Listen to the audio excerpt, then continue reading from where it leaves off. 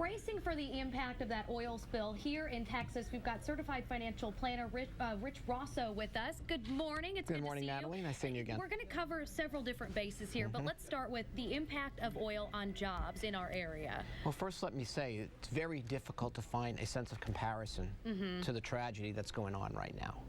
The closest we had was a spill that happened in 1979, and that occurred in Mexico and came over to our shores here in Texas.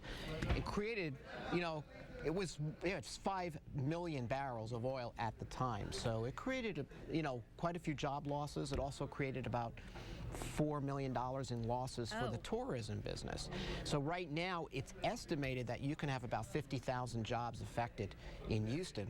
Now, that doesn't mean that these individuals would be let go, but they possibly could be, some part, relocated, which of course hurts our economy here in Houston, which for the most part has been relatively unscathed by one of the worst recessions we've had. Right. And you saw that this was in the late 70s that this occurred, 1979. Right? 1979. Let's talk a little bit about restaurant prices, food prices, because we've been covering that, quite a bit, where we're seeing wholesalers not able to get a hold of maybe the oysters that they need, things like that. Right, so it's a double-edged sword, because we're also going, at the same time that we're going through this crisis with BP, we're also, and of course everybody that's being affected, we're also starting to see the economy globally start to soften. No one knows how bad that's going to get.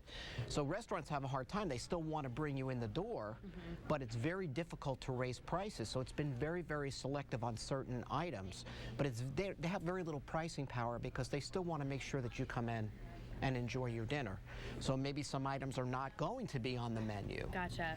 Right now that were at one point. And then gas prices, is it going to affect gas prices at all? Do I need to maybe save a little more now so that I can afford it down the road? Well, down the road it could happen. You would think intuitively with what's going on that oil prices would be going up, but actually gas prices are pretty much at the same level they've been since June of last year, and oil prices are going down. And the reason for that, again, is going back to the global growth story, or the softening of a bit is affecting those prices. So you're not seeing them go up.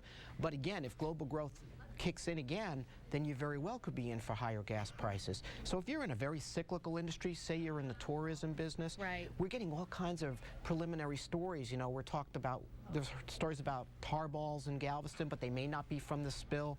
There's so much data coming in right now, it's very hard to assess. But in your own household, especially if you're in the, in the oil and gas industry, or maybe you're in the tourism industry, you've got to make sure you've got some emergency reserves put aside. And to your point, gas prices are not higher now, but they could be in the future.